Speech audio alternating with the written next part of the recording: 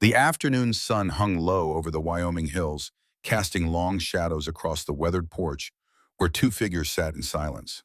The old windmill at the edge of the property groaned its familiar song metal against metal, a sound that had marked the passing of decades.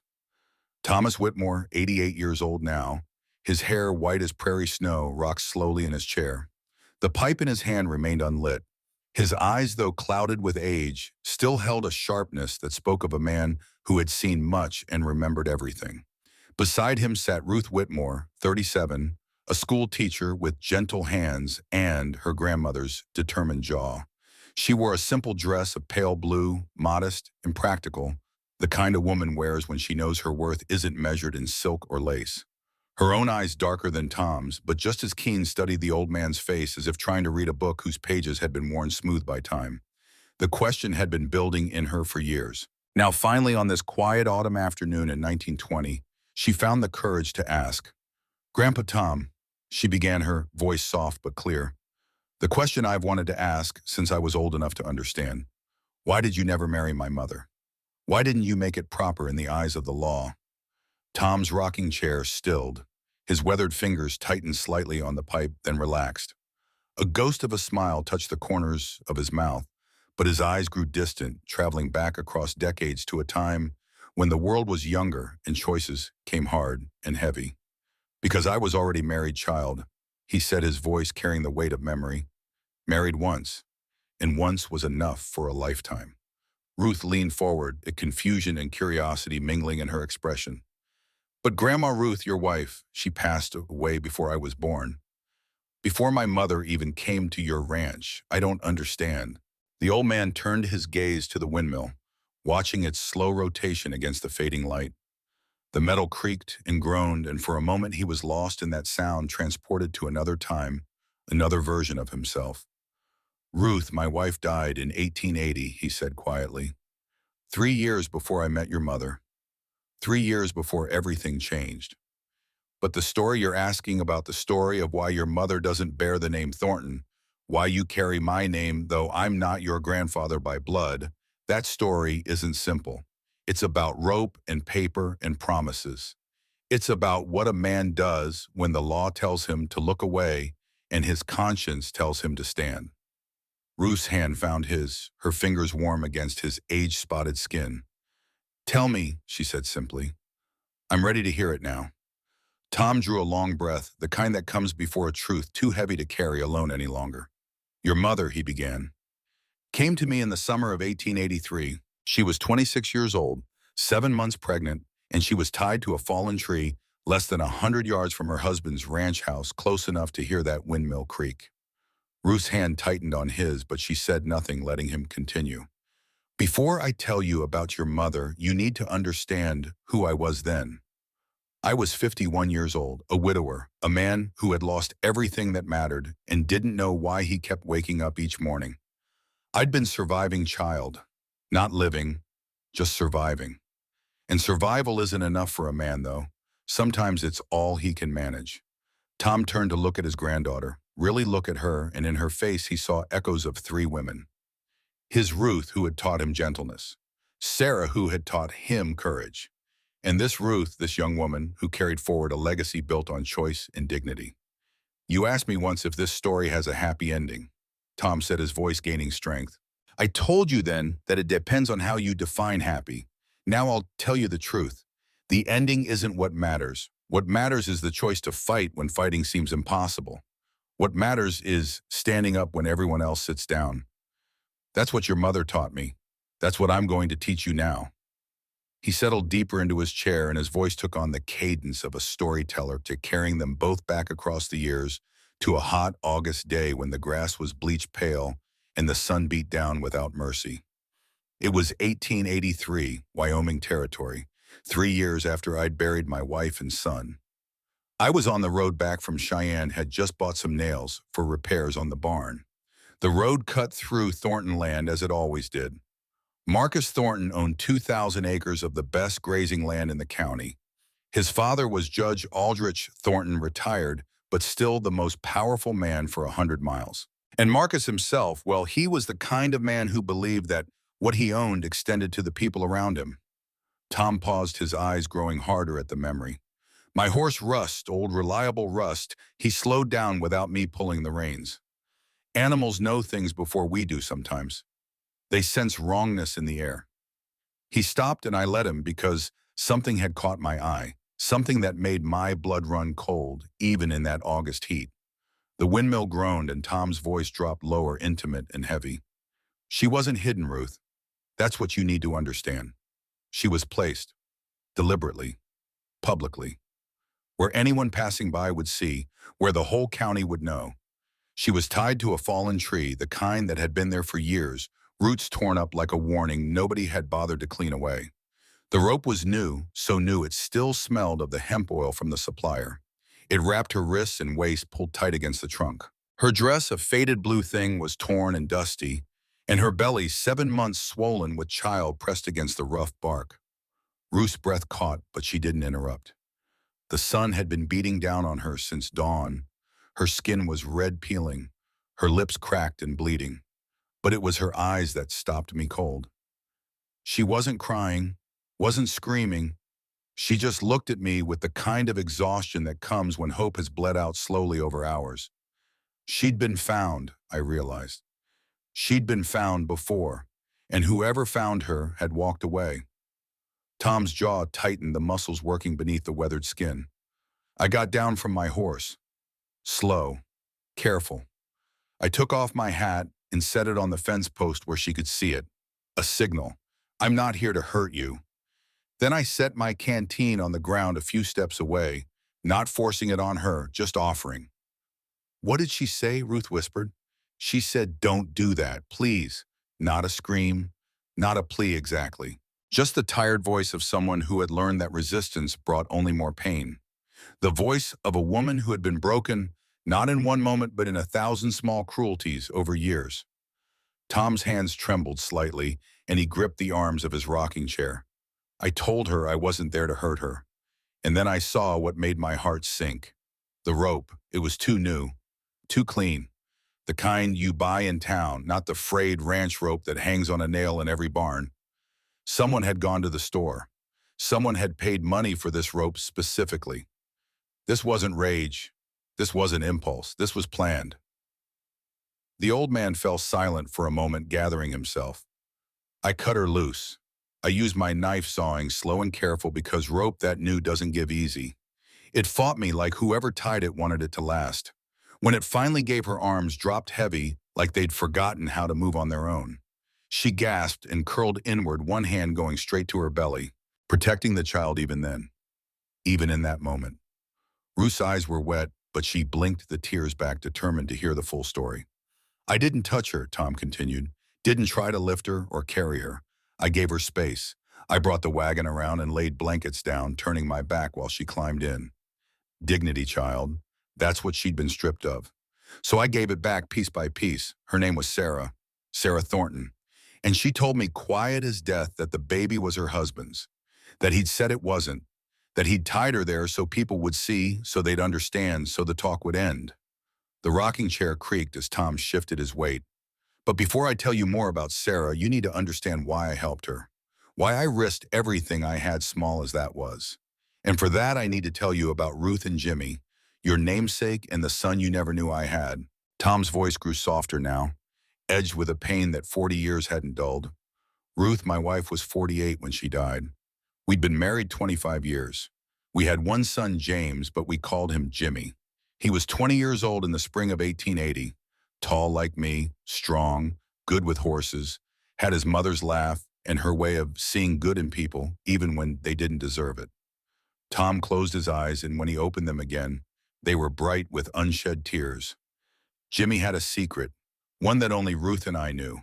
He'd fallen in love with a young Apache woman named Rain Woman. Her people lived on the reservation 50 miles south. Jimmy met her when he was out hunting elk. She was gathering herbs. They fell in love the way young people do, quick and complete, and convinced the world would make room for them. What happened? Ruth asked, though something in her voice said she already knew the ending would break her heart. The town found out. Someone saw them together. Marcus Thornton, as it happens. Marcus spread the word.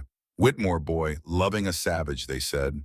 The pressure came down on us like winter snow, on Jimmy, on Rain Woman's family.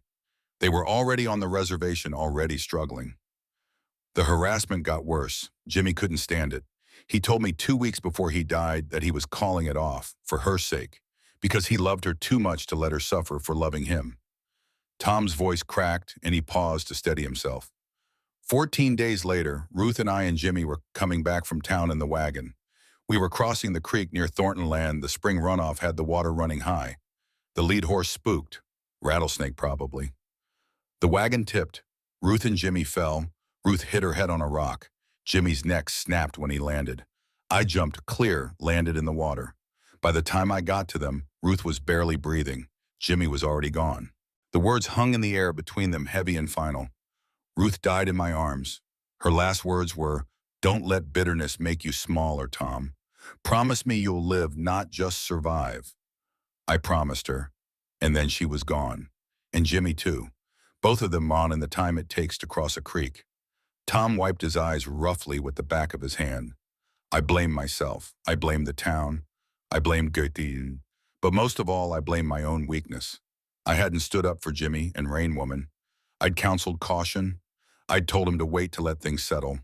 And while we waited, the pressure built until neither of them could breathe under it. I survived that accident, child. But I didn't live. Not for 3 years. I just went through the motions, fixing fences and feeding animals and wondering why I was still here when they were gone. He turned to look at Ruth again, his granddaughter, his second chance. So when I saw Sarah tied to that tree 7 months pregnant left, where people could see her shame left, where her husband could watch from his window and smile, I didn't see just Sarah. I saw Jimmy. I saw Rain Woman. I saw every person this town had crushed for not fitting into the mold it demanded. And I heard Ruth's voice in my head saying, "Live, Tom, don't just survive." "So you saved her," Ruth said quietly. "I gave her a choice," Tom corrected. "I took her to my ranch. I told her she was safe for the night. Just the night. I didn't make promises I couldn't keep. And that night, child, was when things got complicated." Tom shifted in his chair, and his voice took on a harder edge. "After I got Sarah settled, gave her water and bread and a place to lie down, I went outside to check the property. It was late, maybe 10 o'clock. The moon was bright, and that's when I heard it. A tin can rattling against the fence. Just once. Then again. Like someone's boot had brushed it. Someone was there," Ruth breathed. "Someone had been there. I found boot prints near the gate, fresh, deep heels. And then I walked to the corral and I saw it." Tom's jaw set hard as granite. Rope. New rope.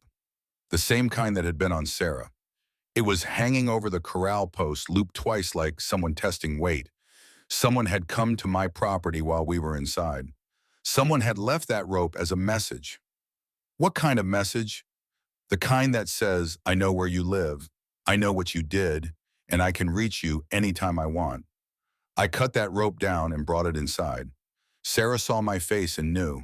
She said, "They know where you live now, they know you saw." And I told her yes, because there was no point lying. Tom leaned forward, his voice intense. "That's when I made my choice, Ruth. That's when I decided I wasn't going to survive anymore. I was going to live. I was going to fight. Not with guns, though I had those. Not with fists, though I wasn't afraid to use them, but with the truth, with evidence, with the law as it should be, not as it was being twisted." He sat back exhausted by the telling. But before we get to that fight, you need to understand the man we were fighting. Marcus Thornton wasn't just some angry husband.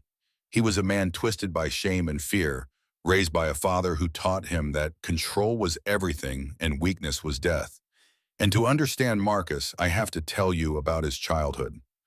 Tom's voice shifted, taking on the quality of a man telling another man's story with reluctant sympathy. Marcus was born in 1849. His father, Judge Aldrich Thornton, was already powerful by then, already rich, already certain that the world bent to his will if you pushed hard enough. The judge had rules. A man controls his land, a man controls his money, a man controls his woman. Lose control of any, and you lose everything. When Marcus was 17, he had an accident. Horse threw him during a jump trying to show off for some girl. He landed hard, impaled himself on a fence post. Nearly died. The doctor saved his life, but there was damage. damage to his lower abdomen. The doctor told the judge, not knowing Marcus could hear, that the boy might have trouble fathering children. Might, not certain, just possible. Tom's voice grew bitter. But the judge told the doctor, don't tell him, let him think he's fine. Never show weakness. So Marcus grew up carrying this secret fear, this uncertainty, never knowing for sure if he could have children, but believing deep down that he couldn't. He never tested it, never confirmed, just carried that wound for 17 years, letting it fester. And then he married my mother, Ruth said, understanding dawning. And then 5 years into their marriage, Sarah got pregnant. And Marcus, who had convinced himself he was infertile, looked at his pregnant wife and saw betrayal instead of miracle. He saw proof of unfaithfulness instead of considering that maybe, just maybe, the 17-year-old doctor's guess had been wrong. Tom's voice hardened, so he didn't ask, didn't question, didn't test. He just acted. He bought rope. He planned.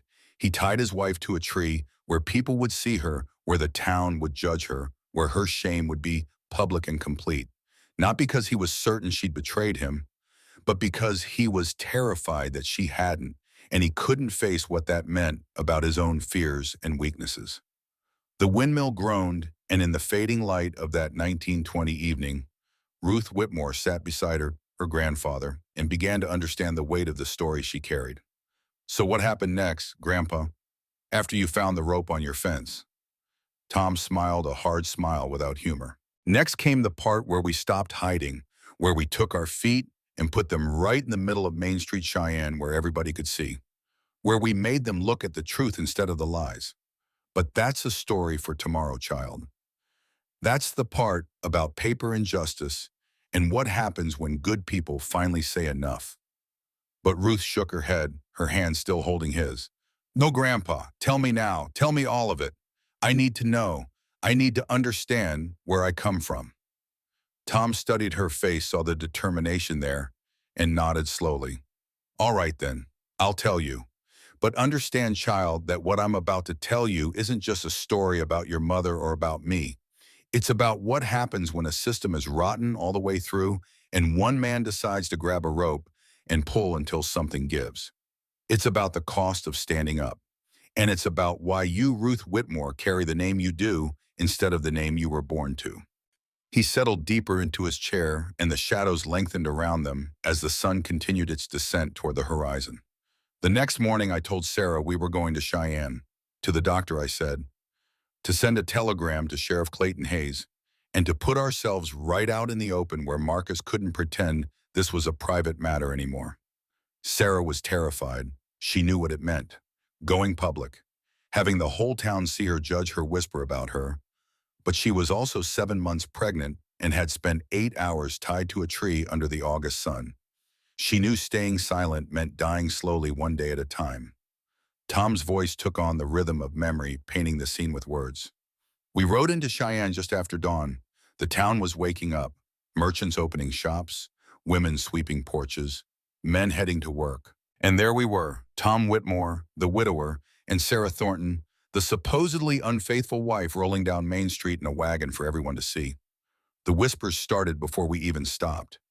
I could feel the weight of every eye, every judgment, every assumption.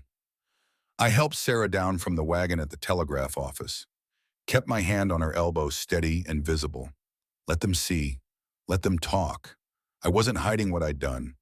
I went inside and sent a telegram to Sheriff Hayes, short and simple. Thornton, woman, rope, come. That's all it said. The clerk's eyes went wide when he read it, but he sent it. And that's when Marcus showed up. Tom's hands tightened on the chair arms. I heard his voice before I saw him, smooth, pleasant, the voice of a man who's used to being obeyed. Morning, Whitmore, he said. And there he was, standing on the boardwalk with Deputy Cole Brennan beside him. Brennan had papers in his hand, legal papers signed by Justice Hartwell. Papers that said Sarah was Marcus's property by law and had to be returned. Marcus played it perfectly for the crowd that was gathering. He was the reasonable husband. I was the interfering neighbor. Sarah was the confused pregnant woman who'd wandered off in her delicate condition. The story was so neat, so clean, so believable. And I watched the crowd start to lean his way, start to believe, start to think maybe they should help poor Marcus get his wife back. Tom's voice dropped to a near whisper. Sarah grabbed my sleeve. Please, she said, not here, not for them.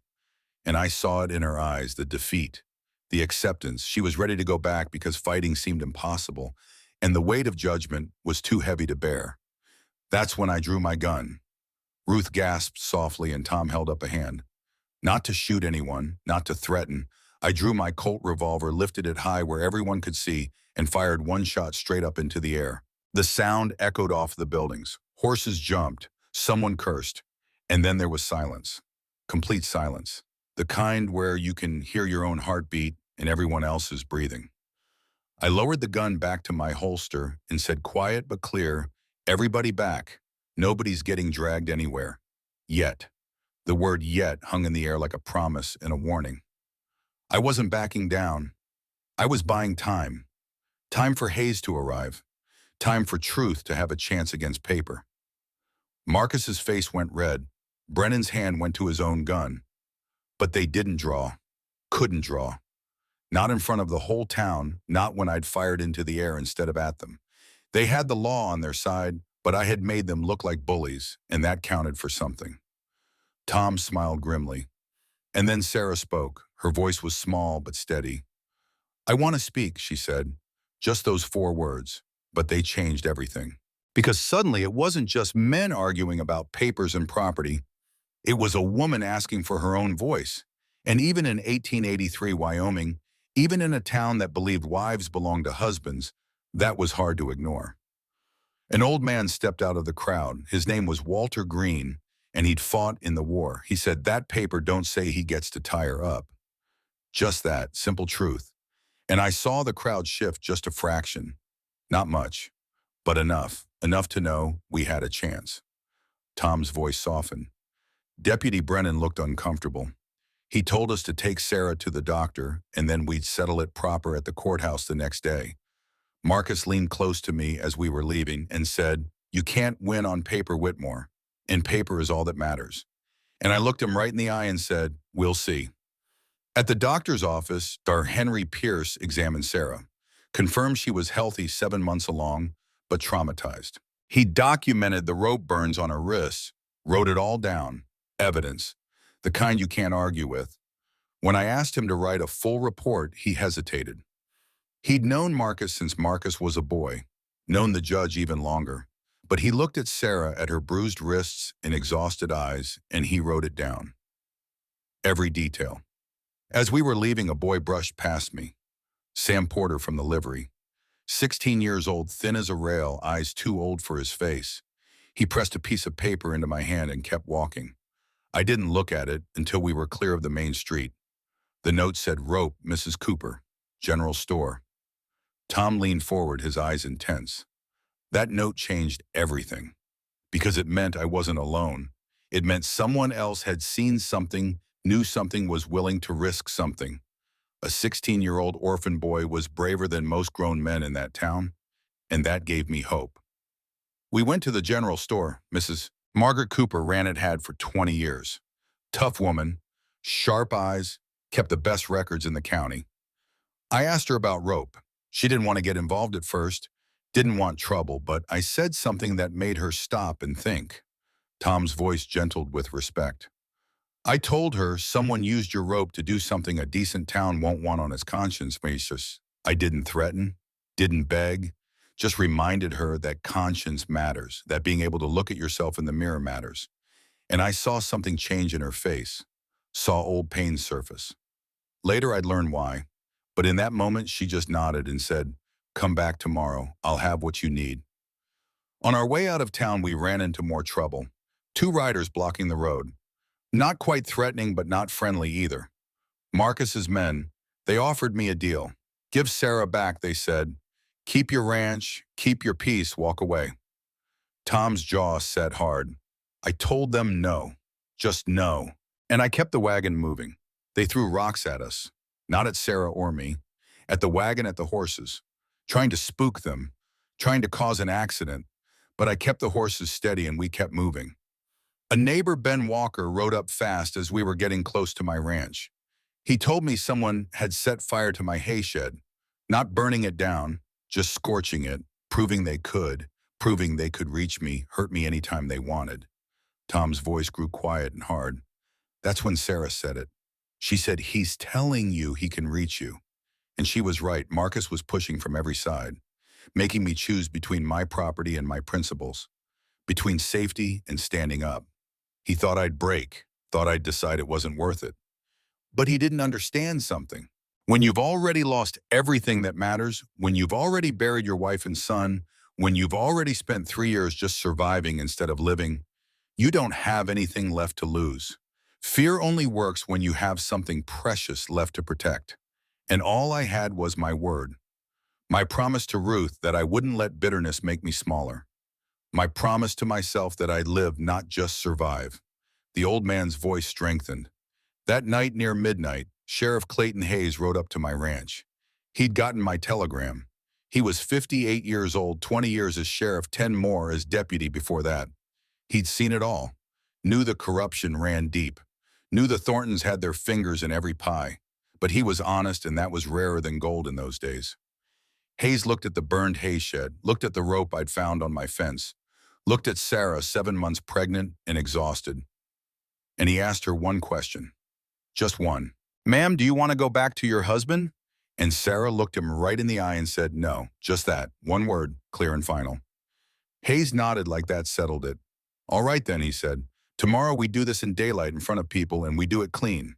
He told me it wouldn't be easy, that the system was rotten, that Judge Thornton had built it over 30 years and wouldn't let it fall without a fight. But he also said someone had to be first. Someone had to stand up. And if it was going to be me and Sarah, then by God, he'd stand with us. Tom fell silent for a moment, gathering himself for the final push. We stayed up most of that night, the three of us, going over evidence, planning. Hayes told me about the network, how clerk William Dawson owed the judge gambling debts and paid them off by altering records, how Justice Hartwell got his position through Judge Thornton's influence and repaid it with favorable rulings, how Deputy Brennan's mother had lost her land to forged papers, and Brennan himself was trapped working for the system that had destroyed his family. It wasn't just one bad man, you see. It was a whole web of control and obligation and fear. And we were about to walk into the center of that web with nothing but truth and hope and the prayer that maybe, just maybe, the town still had enough conscience left to care. Sarah asked me that night why I was doing this, why I was risking everything for a woman I barely knew. And I told her about Ruth and Jimmy, told her about the accident, about how I'd failed to stand up when it mattered, and they'd died partly because of my weakness. I told her I couldn't bring them back, but I could make sure she didn't die the way Ruth did, hearing whispers about her unworthiness. I could give her what I couldn't give my wife. A chance. Tom's voice cracked slightly. Sarah cried then. First time I'd seen her cry, not loud, just quiet tears running down her face, and she said, "Thank you for giving me the chance to fight." And I told her, "You're doing the fighting. I'm just standing beside you." The old man looked at his granddaughter, at Ruth, at the woman who carried 2 legacies in her name. The next morning, we loaded up the wagon. Sarah dressed in a clean dress, one that had belonged to my Ruth. It fit her well enough, made her look dignified instead of desperate. Hayes checked his guns, not because he expected a gunfight, but because a man prepares for trouble even when he hopes it won't come. As we rode toward Cheyenne, toward the courthouse, toward the battle we knew was coming, I looked at Sarah and I said, "When they ask you to speak, speak the truth. Don't soften it. Don't apologize. Just truth." And she nodded, hand on her belly, protecting the child that hadn't even been born yet, the child that would grow up to be your mother. Tom's voice grew soft but intense. And as we got close enough to see the courthouse, see the crowd already gathering, see Marcus standing at the bottom of the steps in his clean suit with his confident smile, I made a choice. I chose to believe that truth was stronger than lies, that courage was stronger than fear, that one voice saying no could start an avalanche that buried corruption. I didn't know if we'd win, didn't know if Sarah would walk away free or be dragged back to a husband who saw her as property, didn't know if I'd keep my ranch or lose everything. But I knew one thing for certain. He leaned forward, his old eyes blazing with the memory of that younger man's determination. I knew that silence was surrender, that walking away was the same as putting the rope on her myself, that if I didn't stand up, if I didn't fight, then Ruth and Jimmy had died for nothing, and I had learned nothing, and the world would keep crushing people who didn't fit its mold forever and ever without end. So we rode in, and the battle began. Tom sat back exhausted by the telling, and the windmill groaned its ancient song as the sun touched the horizon. Ruth sat beside him, tears streaming freely now, understanding for the first time the weight of her name and her history. They stood together, the old man and the young woman, and walked into the house as the last light faded from the Wyoming sky. Behind them, the windmill kept turning, kept groaning its eternal song, a witness to decades of choices and consequences, and the slow hard work of building a life worth living. The rope that had once bound Sarah to a tree was long gone, burned or buried or rotted away, but the memory remained sharp and clear and necessary. Because some stories Tom knew aren't meant to comfort, they're meant to challenge, to remind us that justice isn't a gift handed down from those in power. It's a choice made by ordinary people who decide that enough is enough. And tomorrow he would tell Ruth the rest. The part about the courthouse and the crowd and the moment when Sarah Thornton looked her husband in the eye and said the words that changed everything. But tonight the telling had been enough. The weight had been shared. And in the sharing, something had shifted. Ruth Whitmore, school teacher, 37 years old, carried herself a little differently as she walked into that house. Stood a little straighter, held her head a little higher. Because now she knew. She knew where she came from. She knew what her name meant. She knew that in her veins ran the blood of a woman who chose freedom and a man who chose to stand beside her while she claimed it. And that knowledge, Tom reflected as he settled into his chair by the fire, that knowledge was worth more than all the rope and paper and lies that Marcus Thornton had ever wielded.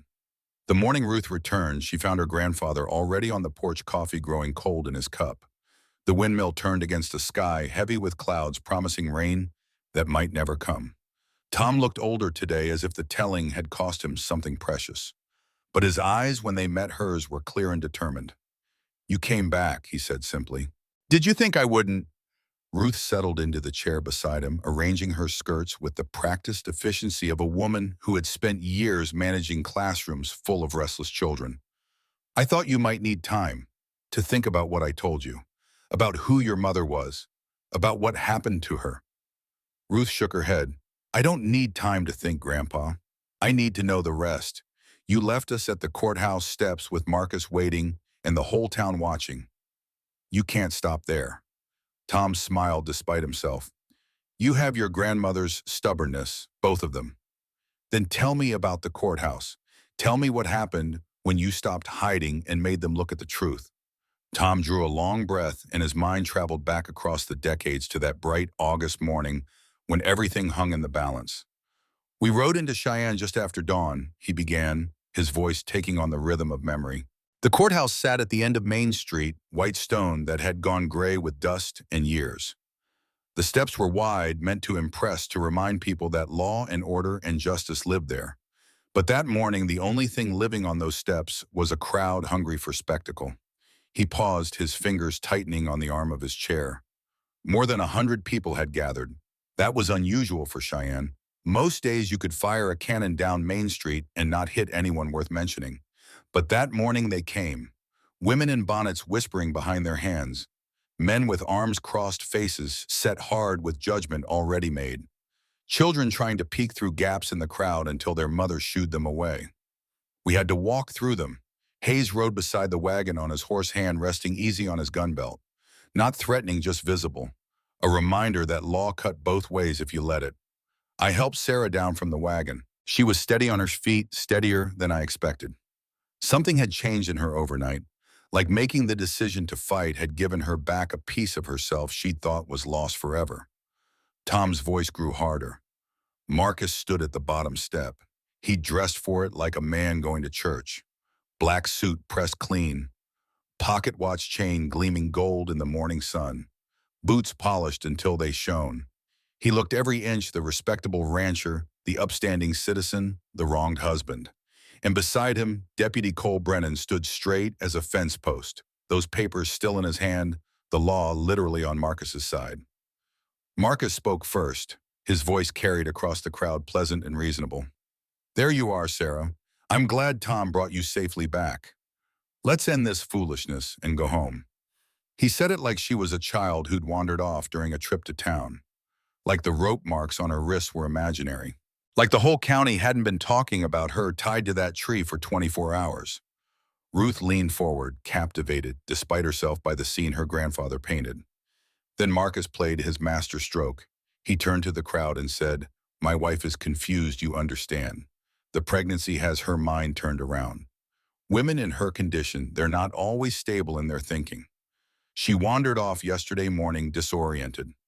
I was bringing her back to the house when this rancher interfered. Now I just want my wife home, where she can rest, where she belongs." Tom's jaw tightened at the memory. It was perfect. Everything about it.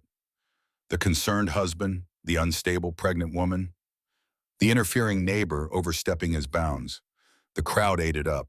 I could feel them leaning toward Marcus, ready to believe, ready to help him restore order, ready to put Sarah back where she belonged. That's when Hayes stepped forward.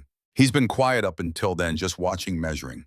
But he moved his horse between Marcus and Sarah and said clear and cold, "This is Wyoming territory. We don't chain women to trees, not here, not ever." The crowd went still, because Hayes wasn't just some rancher with an opinion. He was the law from outside the county, untouched by Judge Thornton's influence. Marcus's smile slipped, just a fraction, but he recovered fast. He said, "Sheriff Hayes, this is a domestic matter, a lawful matter. I have a court order." And that's when Clerk Dawson stepped forward, holding up those papers like Moses with the tablets. Tom's voice filled with contempt at the memory. William Dawson was 43 years old, soft in the middle eyes that never quite met yours. He'd been county clerk for 15 years, and in that time he'd gotten very good at making papers say whatever Judge Thornton wanted them to say. He held up that order and announced loud enough for everyone to hear. Signed by Justice Hartwell, legal and binding. Mrs. Thornton must return to her husband's custody. I didn't shout, didn't argue. I just said calm as Sunday morning, "I brought my own papers." Marcus laughed, actually laughed. He said, "A rancher with receipts. How very thorough." Like I was a child playing at adult business. But I didn't rise to it. I just said, rope comes with receipts too, and rope tells its own story when you know how to read it.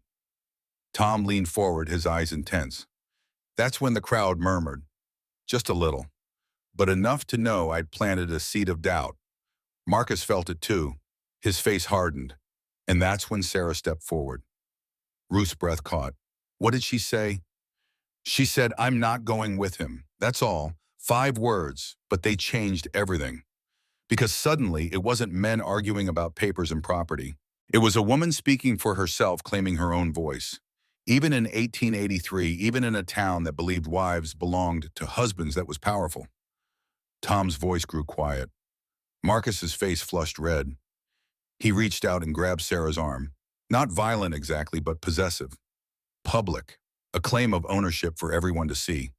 Sarah went stiff, but she didn't pull away. She just turned her face aside the way you do when you already know what comes next, and resistance only makes it worse. I moved before I thought about it. Stepped in, put my hand between them, peeled his fingers off her arm like I was removing a thorn from my own skin. It was controlled, careful, the kind of move a man makes when he knows exactly how much force to use. Marcus stumbled back into the courthouse steps, more surprised than hurt, and the crowd gasped because someone had actually stood up to a Thornton in public. Brennan lunged forward with handcuffs, eyes bright like he'd found his moment. "That's assault," he said, "on a citizen." But Hayes lifted one hand and said, voice like iron, "I saw Thornton grab her first. You want to talk about assault, deputy? We can start there." Tom smiled grimly. Brennan froze. You could see it on his face. The moment when he realized the room had shifted. That Hayes had authority he couldn't ignore. That Marcus wasn't the absolute ruler here, not with a territorial sheriff watching every move. Brennan's hand hovered near his gun, but he didn't draw. Couldn't draw. Not without making himself the bad man in front of witnesses. And that's when Sarah said the words that echo in my head even now, 37 years later. She looked at Marcus, really looked at him, and she said, "I am not your shame." Ruth felt tears prick her eyes. Did people understand? Did they hear what she was really saying? Some did, the women especially. I saw it on their faces, the recognition. Because shame is a weapon used against women in ways men rarely understand. It's used to control, to silence, to keep them in their place. And Sarah had just refused it, had looked her husband and the whole town in the eye and said, "No, I will not carry your shame anymore." Tom's voice strengthened. Marcus tried to grab her again, harder this time. And I did what needed doing. I hooked his wrist, twisted to break the grip, pushed him back firmly. Not a brawl, not a beating, just enough force to make my point clear. Touch her again and you'll answer to me. Marcus stumbled and the crowd's gasp was louder this time. Because violence had been offered and refused. Because a 51-year-old rancher had just physically stopped a wealthy landowner from taking what he claimed was his property. And in that moment, the story Marcus had been telling started to crack. Hayes stepped between us then. His voice carried authority that didn't need volume. "Show them," he said to me. Just that. And I knew what he meant. Tom paused, building the tension. I reached into my coat, slow and careful. No sudden moves with that many eyes watching. I pulled out the papers I'd gathered. Mrs. Cooper's ledger page, the supplier's delivery slip, Sam Porter's written testimony, Dr. Pierce's medical report. I held them up where everyone could see, and I spoke like a man, stating simple facts. I said, "This is Mrs. Cooper's ledger line, rope, 1 coil, paid cash, entered the same week Sarah Thornton was tied near her husband's land." I didn't shout, didn't perform, just stated truth. Dawson jumped in fast. "Ledger entries can be mistaken. This proves nothing." His voice had that dismissive tone of a man who's made inconvenient evidence disappear before. But I was ready for him. Tom leaned back and Ruth could hear the satisfaction in his voice even after all these years. That's when Margaret Cooper stepped out of the crowd. I hadn't known she was there, hadn't asked her to come, but she came anyway, and when she moved forward, something in her bearing made people step aside. Mrs. Cooper was 54 years old, owned the general store, and had a reputation for keeping the strictest accounts in the territory. When she spoke, her voice cut through the morning air like a knife. She said, "That handwriting is not mine, William Dawson, and you know it." The crowd went dead silent, because this wasn't some rancher making accusations anymore. This was Margaret Cooper, whose word was worth gold in business dealings, calling out the county clerk for forgery in front of witnesses. Ruth gripped the arm of her chair. What happened then? Tom's face grew somber, aged by memory. Mrs. Cooper did something I didn't expect. Something no one expected. She started talking about her daughter. About Emily. His voice dropped heavy with old sorrow. She said, 5 years ago, my daughter Emily was 19 years old. Beautiful girl, smart, wanted to be a teacher, just like you, Ruth. He nodded at his granddaughter. Emily had a sweetheart, a settler's boy named Jack Miller. Good young man. They were going to marry. But Marcus Thornton had other ideas. The crowd was transfixed now. This wasn't about Sarah anymore. Or maybe it was about all the Sarahs, all the women who'd been crushed by powerful men in their lies. Mrs. Cooper's voice shook but didn't break. She said Marcus pursued Emily. Aggressively. She refused him. Told him no clearly, repeatedly. So Marcus spread rumors. Said Emily was improper with other men. Letters appeared allegedly written by Emily saying things no decent girl would say. They were forgeries, but the town believed them. Jack's family forced him to leave. Told him he couldn't marry a soiled woman. Tom's hands clenched into fists. Mrs. Cooper stood there in front of the whole town and said, 6 months later, I found my Emily hanging in our barn. She left a note that said she couldn't live in a town that believed lies over truth. She was 19 years old. And Marcus Thornton killed her as surely as if he'd put the rope around her neck himself. The silence that followed was absolute. Women had hands over their mouths. Men looked at the ground. Some remembered Emily, remembered her funeral, remembered Margaret Cooper's grief, and they were starting to see patterns, starting to understand that maybe this wasn't the first time Marcus had used reputation as a weapon. Ruth's face was pale. Did Marcus deny it? He tried. He shouted that it was slander, that Mrs. Cooper was a grieving mother making up fantasies to explain her daughter's weakness. But his voice was too loud, too defensive, and the crowd wasn't buying it anymore because they knew Margaret Cooper. Knew she wasn't the kind of woman who spoke unless she had truth on her side. Tom continued, his voice steady now. I held up the supplier's delivery slip next. The paper had a stamp on it, faint but clear. I said, this is the supplier seal for the rope Mrs. Cooper sells, dated 3 weeks ago, matches the rope that was used on Sarah Thornton. I looked at Dawson. You altered Mrs. Cooper's ledger to hide Marcus Thornton's name. Why? Dawson's face went white. He stammered something about county records and clerical errors, but it rang false. Hayes stepped in. Let's ask Mrs. Cooper under oath right now. Did William Dawson alter your ledger? And Margaret Cooper, standing straight and proud, said yes. Said she'd seen him do it. Said she'd kept quiet because she was afraid of losing her store, her livelihood, everything she had left after Emily died. But she wasn't afraid anymore. That's what she said. She looked at Marcus and then at the crowd and said, I won't be silent for another girl. Not ever again. Tom's voice filled with respect. That took more courage than anything I'd done, because I had little to lose. But Margaret Cooper had everything on the line, her business, her home, her future, and she risked it all because staying silent had cost her daughter's life, and she wouldn't let it cost Sarah's too. Then Hayes called Sam Porter forward, that skinny 16-year-old boy who'd passed me the note. Sam was terrified, shaking like a leaf, but he stepped up anyway. Hayes asked him to tell what he'd seen, and Sam's voice cracked at first, but then steadied. Sam said, 3 weeks ago, I was at Mrs. Cooper's store delivering oats. Mr. Thornton came in and bought a whole coil of new rope, manila hemp, paid cash, and told Mrs. Cooper not to put it on his account. Then he looked at me and said, boy, you didn't see this, but I did see it, and I remembered. Tom smiled slightly. Marcus tried to dismiss it, called Sam an orphan with no reputation, no family, nobody to vouch for him. But Hayes shut that down cold. He said, a boy is often the only one watching when grown men do ugly things, because men dismiss boys, and boys see everything. That resonated with people. Most of them remembered being young and invisible, seeing things adults thought they'd hidden. Then I pulled out my last piece of evidence, the plaster cast I'd made of the boot print at my burned hay shed. I held it up and described what everyone could see.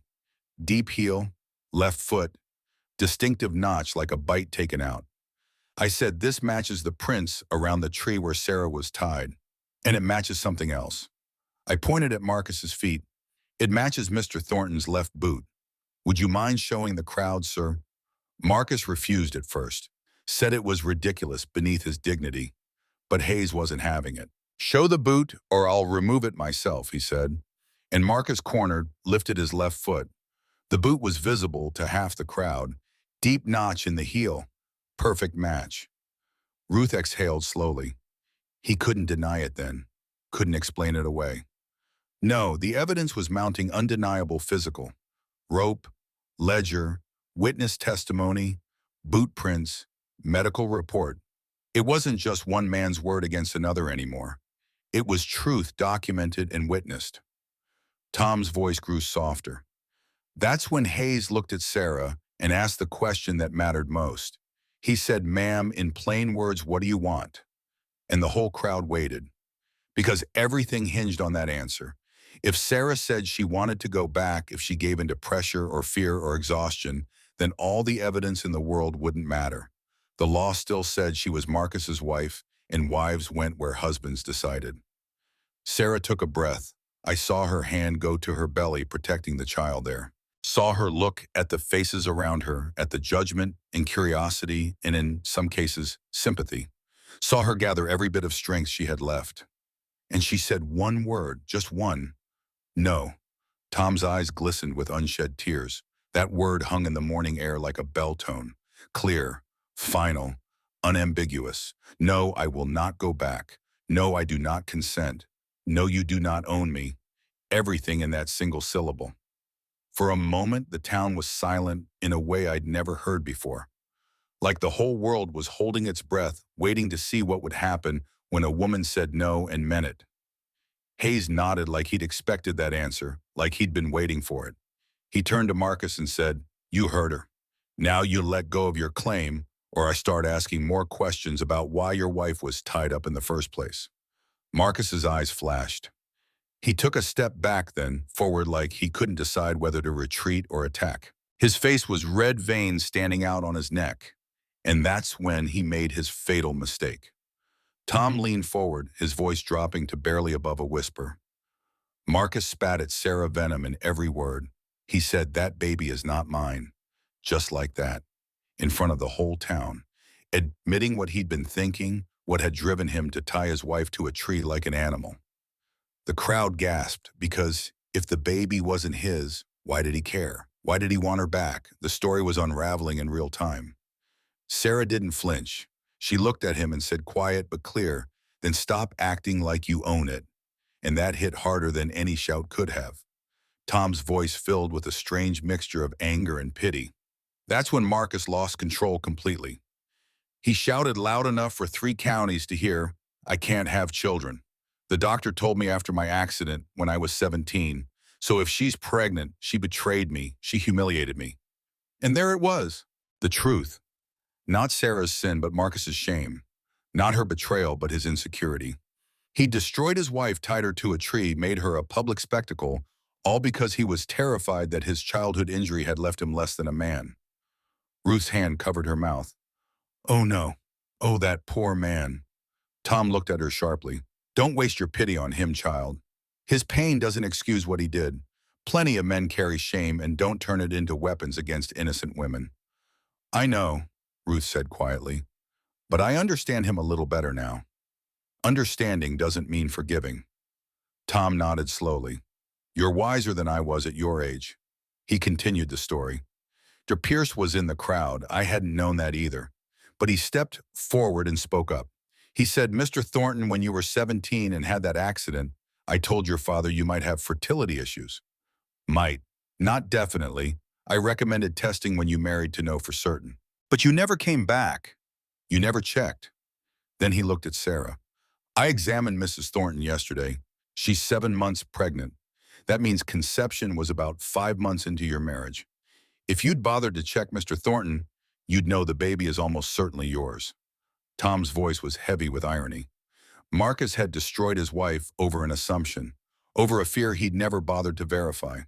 He'd carried that wound for 17 years, letting it fester, and when Sarah got pregnant, he'd immediately believed the worst because believing the best would have meant facing his own insecurity. The crowd's reaction was immediate. Some were horrified, some were disgusted. A few looked sympathetic to Marcus, but most were looking at him like they'd just watched a man reveal himself to be far smaller than they'd thought. And then something happened I hadn't expected. Deputy Brennan spoke. Ruth straightened. The deputy, but he was on Marcus's side, was being the important word. Brennan had been standing there the whole time watching, listening, and I saw something change in his face, like a dam breaking. Like he'd been holding on to something for so long that when it finally gave way, there was no stopping it. Tom's voice filled with respect. Brennan stepped forward, and his voice shook but grew stronger as he spoke. He said, 10 years ago, my mother, Clara Brennan, lost her land, 50 acres near the river. Good land. She'd worked it alone since my father died in the war." The crowd quieted again, sensing something important coming. Brennan continued. "The papers said she owed double what she'd actually borrowed. Those papers were forged, signed by Clerk William Dawson, approved by Justice Hartwell, defended in court by Judge Aldrich Thornton. My mother lost everything. She died 6 months later, broken by it." He looked at Judge Thornton, who had appeared in the courthouse doorway, watching the proceedings with cold eyes. Brennan said, "You gave me this badge to keep me quiet, to keep me owned, to remind me that you could take everything away whenever you wanted. But I'm done being owned." Tom's voice swelled with emotion. And then Cole Brennan did something I'll never forget. He took off his badge, held it in his hand, looking at it like it was a snake that had just bitten him. And then he threw it right at Marcus Thornton's feet. The metal clattered on the courthouse steps and the sound echoed like a gunshot. Brennan said, "I'll testify against all of you, Dawson, Hartwell, Judge Thornton. I've kept papers, documents, Evidence I've been hiding for years, waiting for the day I was brave enough to use them. Today is that day. The crowd erupted. Some cheered, some booed, some stood in shocked silence. But the system that had held that county in its grip for 30 years had just started to crack, and everyone could feel it. Tom fell silent for a moment, remembering. That's when Judge Aldrich Thornton himself stepped onto the courthouse steps. 70 years old tall, even with age, leaning on a silver-topped cane, but still commanding presence. He'd built that system. He'd controlled that county for decades, and he wasn't going to let it fall without a fight. The judge's voice carried authority even now. Enough of this circus, he said. My son may have acted rashly, but the law is clear. A wife belongs with her husband. This is legal precedent, not mob justice. Hayes stepped forward to meet him. Not anymore, Judge, he said, and he pulled out a folded document from inside his coat. I have a warrant, signed by the territorial governor himself, for investigation of land fraud, document forgery, and corruption of public officials. The judge's face went pale, just slightly, but enough to see. Hayes continued, his voice like iron. I've been building this case for 2 years. Bank records, land deeds, testimonies from 47 families you've destroyed. I just needed the last piece. Today you gave it to me. Public display, witnesses, your son confessing to torturing his wife based on paranoid assumption, and now Deputy Brennan offering to testify about the whole network. Tom smiled grimly. The judge tried one last card, said Hayes had no authority, that Justice Hartwell would dismiss everything. But Hayes had an answer for that too. He said Hartwell ran out the back door 10 minutes ago. My deputies are arresting him as we speak. That's when the arrest began. Hayes's men, who'd been positioned quietly around the square, moved in. They arrested Marcus first, cuffed him professionally, no beating, no dragging. Just restrained him the way the law is supposed to look when it's not pretending. They arrested Dawson as he tried to slip through the crowd, arrested Hartwell at his horse where he'd been trying to flee. And then they arrested Judge Aldrich Thornton himself right there on the courthouse steps where he'd dispensed his version of justice for 3 decades. Tom's voice was quiet now, almost reflective. The crowd split. Some cheered for justice finally being served. Some stood silent, shocked that the Thornton empire could fall in a single morning. Some were angry, had benefited from the corrupt system and resented its collapse. But everyone watched. Everyone bore witness to the moment when truth became stronger than lies and courage became stronger than fear. Women approached Sarah then, one by one at first, then in small groups, apologizing, saying they'd believed the gossip, saying they should have helped, offering support now when the danger had passed. Sarah took their hands and their words with grace, though I could see it cost her. Because where had they been when she was tied to that tree? Where had they been when she needed help most? But that's the way of courage, isn't it? It's easier to be brave after someone else has already stood up. Easier to do the right thing when the outcome is clear. Sarah understood that. She accepted their apologies, not because she forgave easily, but because she knew holding on to bitterness would only hurt her in the end. Ruth wiped her eyes. What happened after the arrests? Did you and my mother go back to the ranch? That afternoon, yes, but first I had to talk to Hayes about what came next. The trial, the testimony, the long legal battle ahead, because arrests were just the beginning, not the end. Tom's voice grew tired. Hayes told me it would be ugly, that Judge Thornton had powerful friends in the territorial government, that the trial could take months, even years, that we'd all have to testify, relive everything in front of lawyers and judges and crowds. That Marcus's defense would try to tear Sarah apart, question. Her morals imply that she really had been unfaithful. But Hayes also said something else. He said, Tom, you did good. You stood up first. You gave others the courage to stand with you. That's what matters. Not whether we win every battle, but that we fight them. Tom looked at his granddaughter. On the ride back to the ranch that afternoon, Sarah asked me why I'd done it, why I'd risked everything for her. And I told her about Ruth and Jimmy, told her I hadn't been able to save them, but I could try to save her, could give her what I'd failed to give my own family. A chance would be. Sarah cried, And then she asked me something I hadn't expected. She asked if she could stay at my ranch, not just until the trial, but after.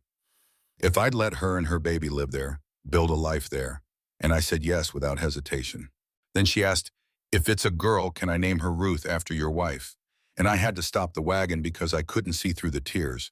I told her my Ruth would have liked that very much. Tom's voice broke slightly.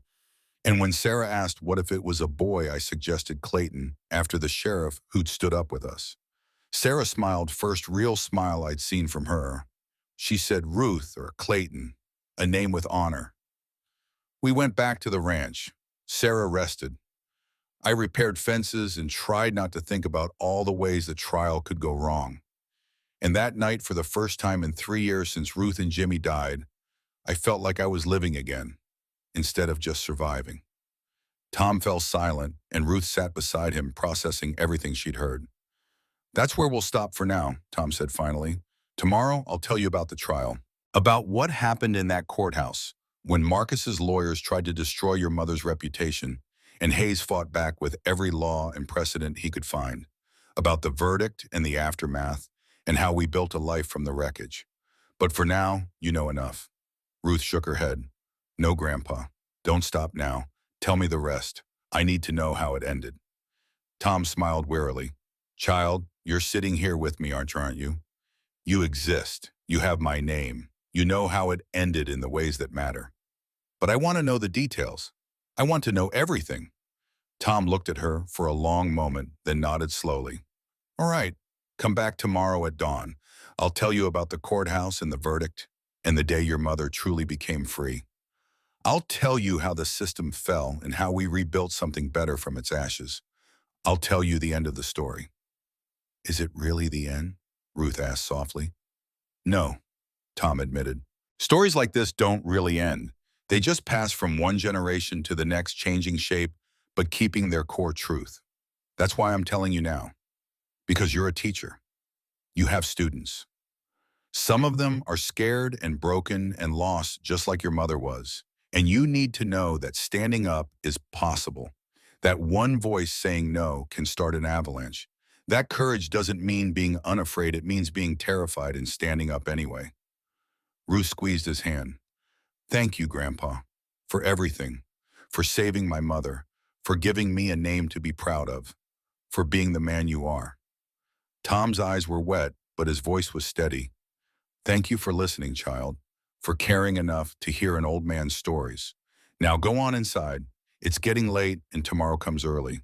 We'll finish this then. They stood together and walked into the house as the sun set behind the hills.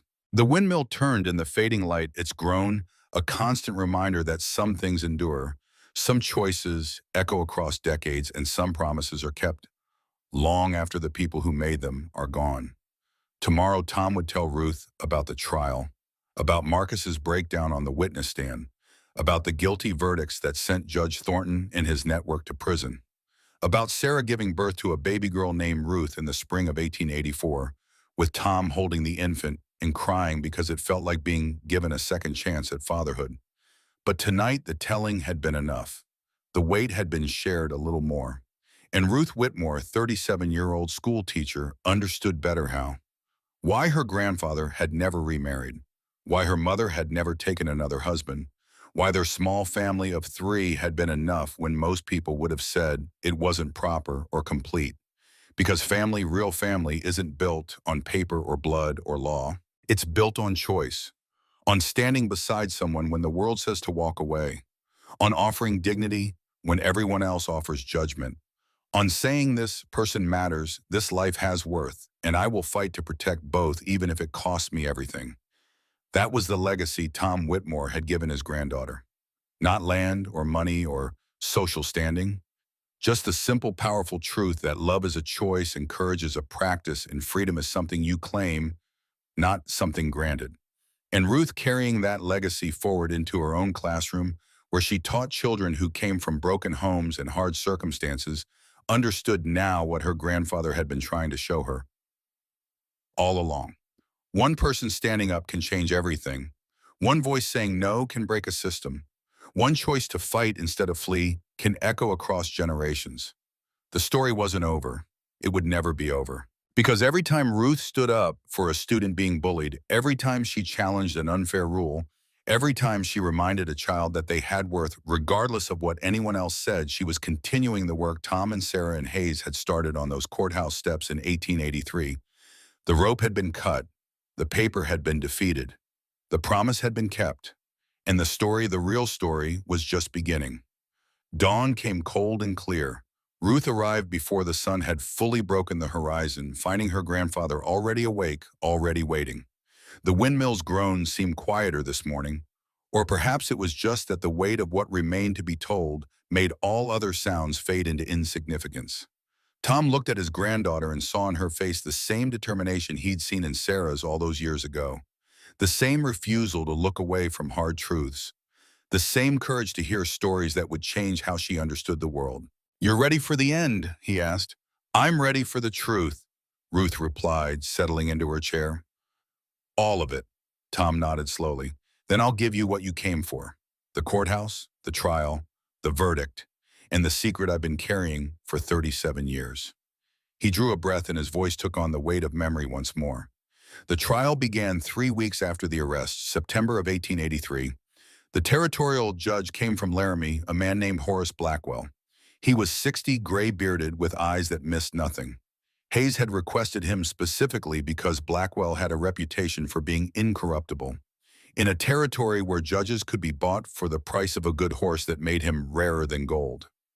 The courthouse was packed every day of the trial, standing room only. People came from 3 counties away to watch the Thornton Empire crumble. Some came hoping for justice. Others came hoping to see the accusers fail. Most just came for the spectacle. Tom's voice grew harder. Marcus's lawyers were expensive men from Denver. They wore fine suits and spoke in polished tones, and their entire strategy was to destroy Sarah's character so thoroughly that the jury would believe she deserved what happened to her. That's how it worked back then. If you could prove a woman was immoral, you could justify almost anything done to her. They asked Sarah questions designed to humiliate.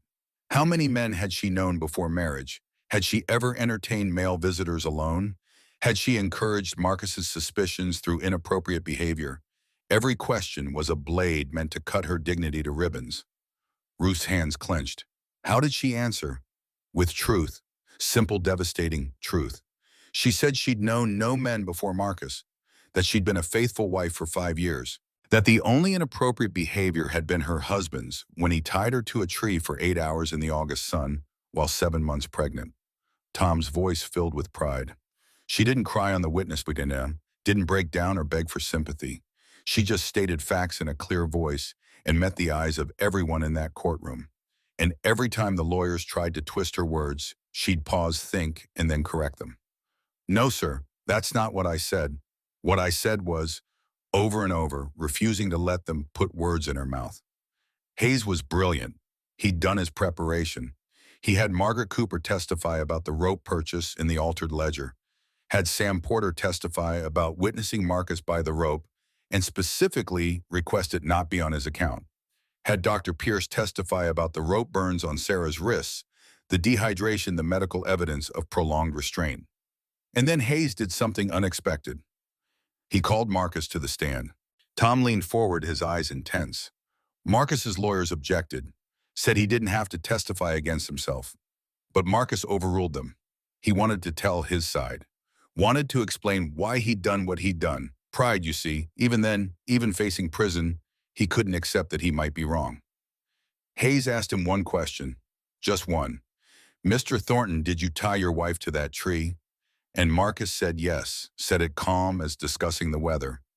Yes, he'd tied her there. Yes, he'd left her there all day. Yes, he'd intended for people to see her. The courtroom went silent, because there it was. Confession. No ambiguity, no claiming it was an accident or a misunderstanding. He'd done it deliberately.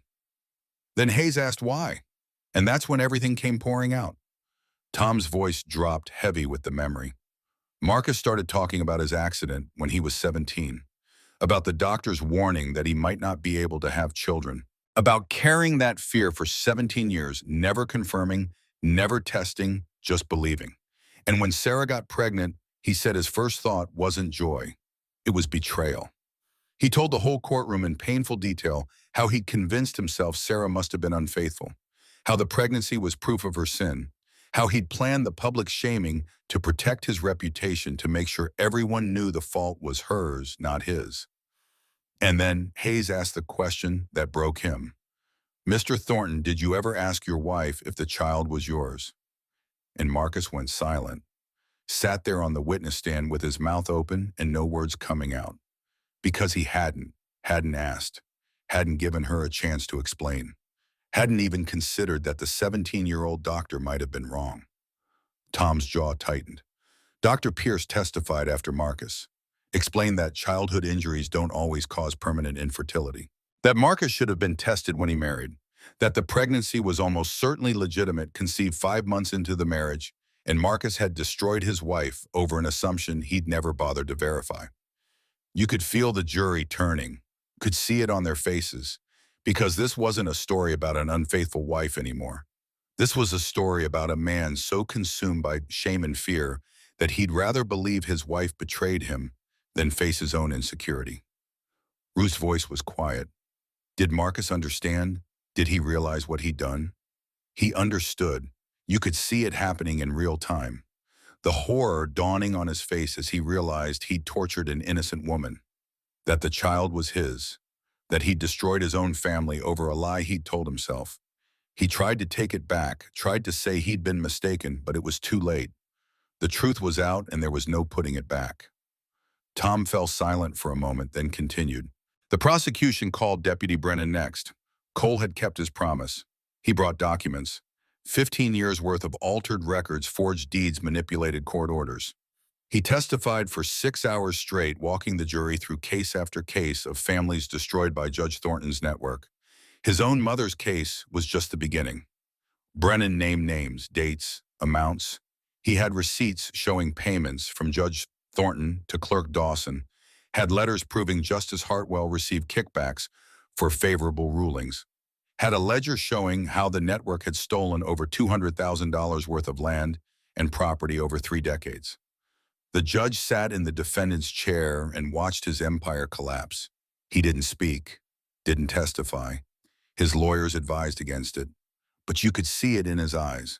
The calculation, the cold realization that this time money and influence wouldn't be enough to buy his way out. Tom's voice grew somber. The trial lasted 2 weeks.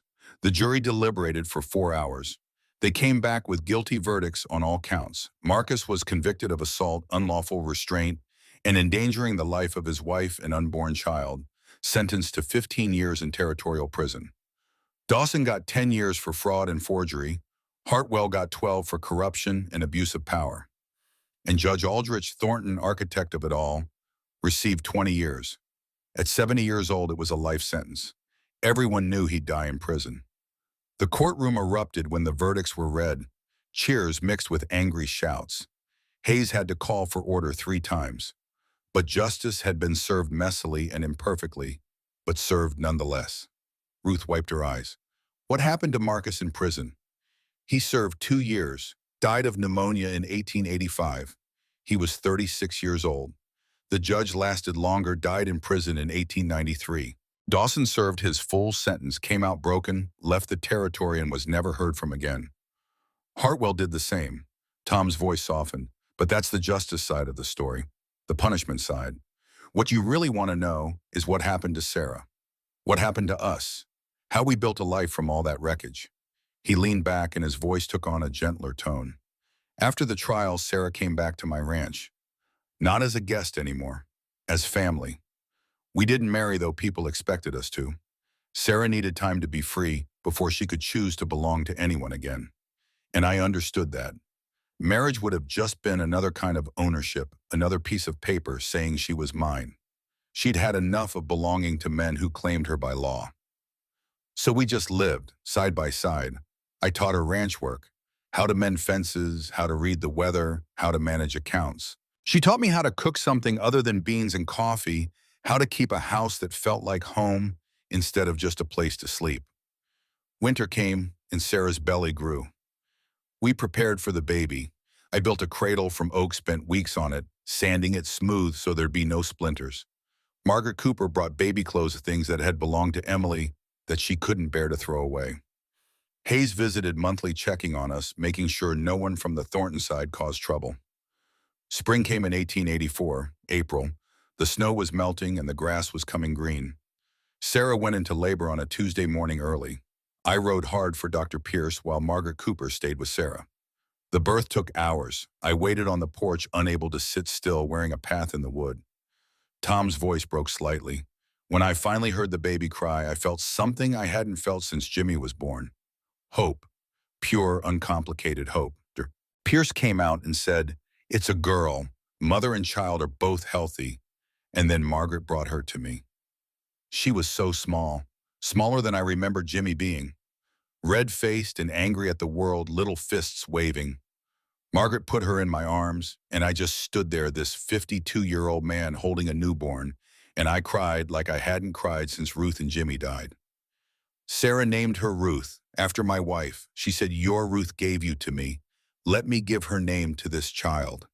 And I couldn't speak, could only ooh and hold that baby and feel like maybe, just maybe, I was being given a second chance at life. Tom looked at his granddaughter with eyes full of emotion. That baby, that little red-faced, angry thing, she grew up strong and smart and stubborn. She learned to ride before she could properly walk, learned to rope and brand and manage cattle. But she also learned to read, learned to think, learned that a woman could be strong and gentle, both that she didn't have to choose. Sarah lived with us, raised her daughter, never remarried. She said once that she'd had one husband and that was enough for any lifetime. She and I were family, but not the way people expected. We were partners, friends, two people who'd survived something terrible and built something good from the ashes. Sarah died in 1910, pneumonia like Marcus. She was 53 years old. Ruth was 26, then already teaching school in Cheyenne. Sarah's last words to me were, "Thank you for giving me a choice." And I told her, "Thank you for teaching me how to live again." Tom's voice grew quiet. Cole Brennan became sheriff of Cheyenne in 1890, did good work, cleaned up the corruption that remained. He served until 1910, then retired. Good man, brave man. He's the reason the system changed, the reason future families didn't suffer what his mother had. Margaret Cooper kept her general store until she died in 1905. Every week until her death, she put flowers on Emily's grave. Every single week. Some wounds don't heal, they just become part of who you are. And me, I kept the ranch, raised cattle, raised Ruth, though she was Sarah's daughter legally, taught her everything I knew. How to be strong, how to be kind, how to stand up even when you're scared, how to say no when the world expects yes. Tom fell silent, and the windmill groaned in the quiet morning air. Ruth's voice was barely a whisper. "Grandpa, why are you telling me all of this now? After all these years of keeping it mostly quiet." Tom turned to look at her fully, and in his eyes she saw something she'd never seen before. Not just love, but a kind of desperate urgency. "Because I'm 88 years old, child. I won't be here much longer. A year, maybe two, if I'm lucky. And before I go, you need to know the full truth. You need to understand not just what happened, but what it means for you." He reached out and took her hand. "Ruth, I've told you this story as if it was about your mother, Sarah. And it was partly, but it's also about you, about where you come from, about who you really are." Ruth's brow furrowed. "I don't understand." Tom drew a long breath, and when he spoke, his voice carried the weight of a secret kept for 37 years. "When I found your mother tied to that tree, she was 7 months pregnant. You were born in April of 1884. Do the math, child. You were the baby. You were the unborn child Marcus claimed wasn't his. You were what all the fighting was about." Ruth went completely still. "What? You are Sarah Thornton's daughter, born of that pregnancy, the pregnancy that Marcus used to justify tying your mother to a tree, the pregnancy that revealed his deepest shame. You, Ruth, you are the child whose existence broke a corrupt system and sent powerful men to prison." Tom's voice grew stronger. "Your biological father was Marcus Thornton. The DNA would prove it. Dr. Pierce was right. The baby was legitimate. But Marcus never knew, it never accepted. It died in prison believing you weren't his. And Sarah decided you never needed to know. Decided you'd be better off thinking of yourself as just her daughter raised by Tom Whitmore, without the weight of the Thornton name and all it carried. Ruth's hand flew to her mouth. Tears streamed down her face. I'm the baby. I'm the reason. You're not the reason. Marcus's shame was the reason. His fear was the reason. You were just an innocent child caught in the middle of adult madness. But yes, you were that baby. And that's why you carry my name instead of Thornton. That's why I raised you as my own, even though legally, technically, I had no claim to you. Tom squeezed her hand. After Sarah died, you asked me why we never married, why I never made it official. I told you it was because I'd already been married once and once was enough. And that was true.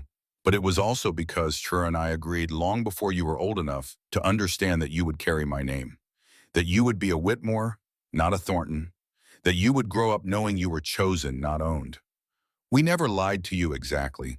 We just didn't tell you the whole truth. Sarah was your mother, that was always clear. And I raised you as my granddaughter because that's what felt right. The grandfather who taught you to write and read and stand up for yourself. But the secret we kept was about your father, about Marcus, about the fact that you were the child at the center of the storm. Ruth was sobbing now, great heaving sobs that shook her whole body. Why didn't you tell me sooner? Why wait until now? Because you weren't ready. Because the story would have crushed you when you were young. Because Sarah wanted you to grow up unburdened by it.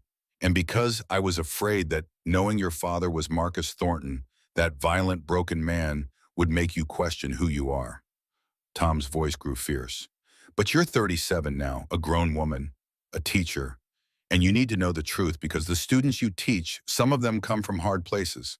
Some of them have fathers who are violent or absent or broken, and they need to know that where you come from doesn't define where you're going. You are Marcus Thornton's daughter by blood, but you are Tom Whitmore's granddaughter by choice. You are Sarah Thornton's daughter by birth and by love. You carry two names, two legacies, and you get to choose which one defines you. Ruth looked up at him, her face streaked with tears. Which one do you think defines me? Tom smiled, and it was the warmest smile Ruth had ever seen on his weathered face. Neither one. You define yourself. That's what your mother fought for. That's what I stood beside her to defend. The right for you to grow up free to choose your own path, to be judged by your own actions instead of your father's sins or your family's reputation. You are Ruth Whitmore, school teacher. You are kind and strong and stubborn. You stand up for children who can't stand up for themselves. You challenge unfair rules. You remind your students that they have worth regardless of what anyone else says. You're not defined by Marcus's violence or my courage or Sarah's survival. You're defined by your own choices, your own actions, your own character. He pulled her into an embrace, this old man and his granddaughter, and held her while she cried. I'm sorry, she whispered. I'm sorry you had to carry this secret so long. Don't be sorry. Be grateful. Be proud. Be the woman you already are. And when I'm gone, when this old body finally gives out, you tell this story to your students. Tell them about the rope and the paper and the promise. Tell them that one person standing up can change everything. Tell them that courage doesn't mean being unafraid, it means being terrified and standing up anyway. Tell them about your mother who said no when the whole world expected yes. Tell them about Margaret Cooper, who finally spoke up for her dead daughter. Tell them about Cole Brennan, who threw away his badge to do what was right. Tell them about Sheriff Hayes, who fought corruption even when it would have been easier to look away. And tell them about me if you want. Tell them about an old man who'd lost everything and found a reason to live again by giving a pregnant woman a choice. But mostly tell them about Sarah. Tell them about a woman who survived, who fought, who raised her daughter to be strong and free. Ruth pulled back, wiping her eyes. I will. I promise I will. Tom smiled. That's my girl. That's my Ruth. Now let me finish the story properly. Let me tell you about the years after Sarah died and about how you and I managed the ranch together, about watching you grow into the woman you are now. His voice took on a reflective tone. After your mother passed in 1910, it was just you and me for a while. You were 26 teaching in Cheyenne, but you came home every weekend, helped with the ranch work, sat with me on this porch and listened to stories. Not about Marcus or the trial not then. Just stories about your mother when she was young, about the way she laughed about her strength. You asked me once why I never told you about your father. I said he died when you were young, which was true. I said he wasn't a good man, which was also true. And I said that who you were didn't depend on who he was, which was the truest thing of all. The years passed. The ranch got smaller because I couldn't manage as much land anymore, and you had your teaching. We sold off some acreage, kept the house and the core property. The windmill kept turning. That windmill has been here since 1870. 40 years of turning, groaning, pumping water from the deep earth. It'll probably outlive both of us. Tom gestured toward the old structure. I used to hate that sound, that metal-on-metal groan. It reminded me of the day I found your mother, of hearing it creak while she was tied to that tree. But over the years it became something else, a reminder that some things endure, that you can be broken and bent and still keep turning, that service doesn't have to be silent to be valuable. Your mother used to say that windmill was like her, loud, persistent, doing necessary work even when people complained about the noise. I think she was right. Ruth smiled through her tears. I've always loved that sound, even as a child. It meant home. That's because you grew up free, child.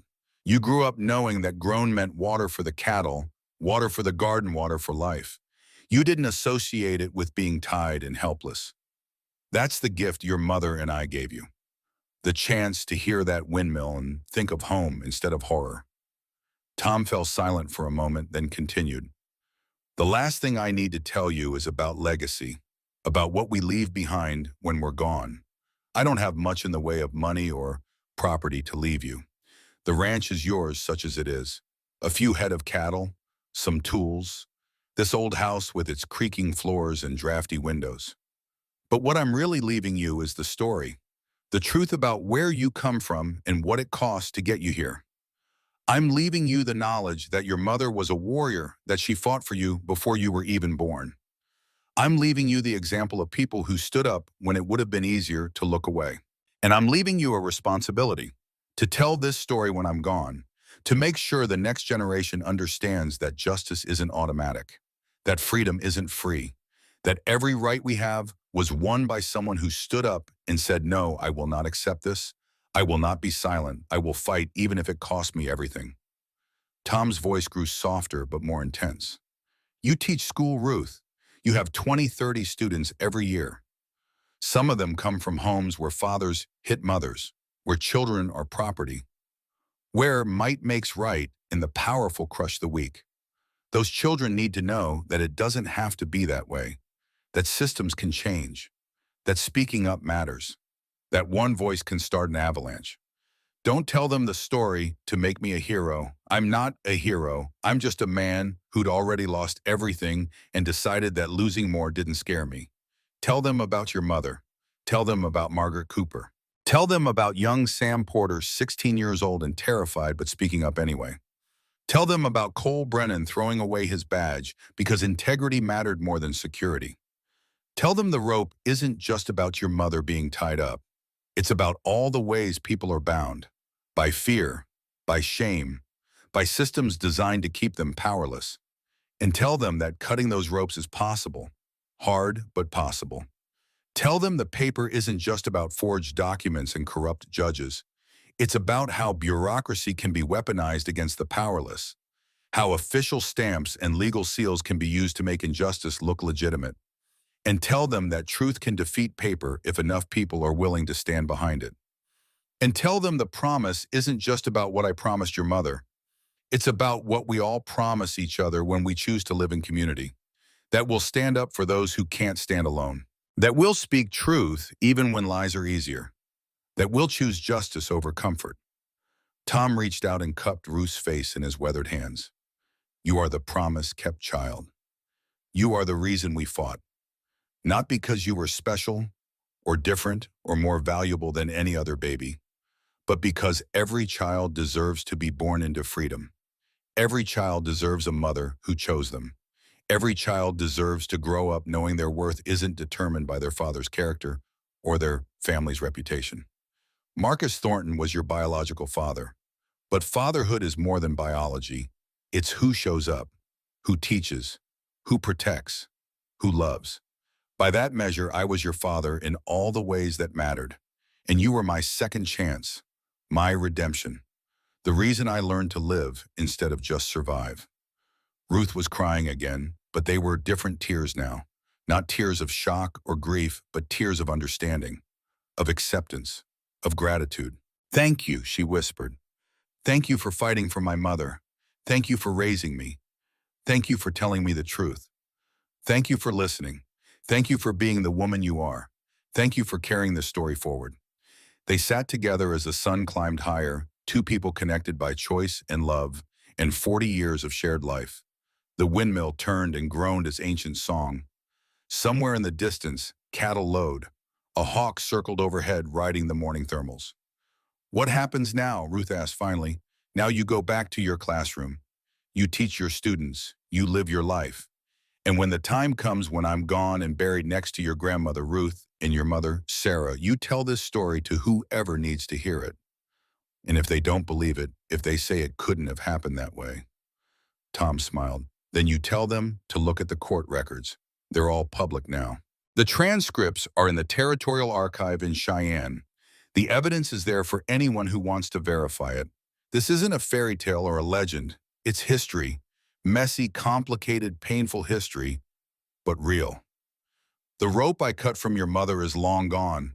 The papers Marcus and his lawyers waved around are filed away in dusty boxes. But the truth remains. And as long as someone remembers, as long as someone tells the story, it lives. Ruth stood slowly, smoothing her skirts. I should go. I have lesson plans to prepare. But I'll come back tomorrow and the day after. Every day until you tell me everything you remember. Every detail, every conversation. I want to know it all so I can tell it properly. Good, that's good. But Ruth, remember, the details matter, but the truth matters more. And the truth is simple. Your mother deserved dignity and freedom. I had the chance to help her claim both. That's not heroism, that's just human decency. Don't make me larger than life in the telling. I was just a man who did what needed doing when the moment came. Ruth leaned down and kissed his weathered cheek. You were more than that, Grandpa. You were everything. To my mother, to me. You were the man who stood up when everyone else looked away. That's not just human decency. That's extraordinary courage. Courage. Tom tasted the word, rolled it around in his mouth like a strange flavor. I don't know about that. I was just tired of being afraid. Tired of living small. Your grandmother Ruth told me not to let bitterness make me smaller, and I was trying to honor that. Trying to prove I'd learned something from losing her and Jimmy. Did you prove it? I mean, Tom looked at his granddaughter, this woman who carried his name, and Sarah's strength and Ruth's gentle stubbornness, and he smiled. I'm sitting here talking to you, aren't I? I got to raise you, got to watch you become a teacher, got to see you stand up for your students the way I stood up for your mother. Got to know that the fight we fought in 1883 echoes forward into 1920 and will keep echoing as long as good people remember that silence is surrender and speaking up matters. So yes, child, I proved it. Not by being a hero, just by choosing to live instead of survive. Just by standing beside your mother while she claimed her freedom. Just by keeping the promise I made to both my Ruths that I'd live a life worth living. Ruth straightened, wiping the last of her tears. I'll tell the story, Grandpa. I promise, and I'll tell it true. The rope, the paper, the promise. All of it. That's my girl. Now go on. You've got work to do, and I've got a full day of sitting on this porch and remembering. Old man's privilege. Ruth laughed, and the sound was like music in the morning air. She walked down the porch steps, paused at the bottom, and looked back. Grandpa, one more question. Go ahead. Do you think my mother was happy? After everything she went through, do you think she found happiness? Tom was quiet for a long moment, considering. Then he spoke slowly, choosing his words with care. I think your mother found something better than happiness. She found peace. She found purpose. She found freedom. Happiness comes and goes, child. It's weather. But peace, freedom, purpose, those are the foundation you build your house on. Those endure. Your mother lived 19 years after we cut her free from that tree. 19 years of choosing her own path, raising you, managing the ranch, teaching you to be strong. She had hard days and good days. She laughed and cried and got angry and felt joy. She was fully human, fully alive, fully free. That's better than happiness. That's a life well lived. Ruth nodded, satisfied. Thank you. I'll see you tomorrow. Tomorrow, Tom agreed. He watched her walk to her automobile, one of those newfangled contraptions that he still didn't entirely trust. Watched her drive away down the dusty road, trailing dust like a comet. And then he settled back into his rocking chair and let his mind wander back across the decades. 1883 to 1920, 37 years, a lifetime. His lifetime really the part that mattered. Everything before finding Sarah tied to that tree had been preparation. Everything after had been living. He thought about Ruth, his wife buried in the cemetery 3 miles away. Thought about how she'd have loved this granddaughter who carried her name. How she'd have been proud of the teacher, the woman who stood up for children who couldn't stand alone. He liked to think Ruth was watching somehow, seeing that her last words hadn't been wasted. That her husband had learned to live instead of just survive. He thought about Jimmy, his son dead at 20, trying to protect his mother in a wagon accident. Wondered what Jimmy would have become if he'd lived. Would he have married his Apache woman? Would they have had children? Would Tom have grandchildren who straddled two worlds, two cultures, teaching both sides that love transcends race and tradition?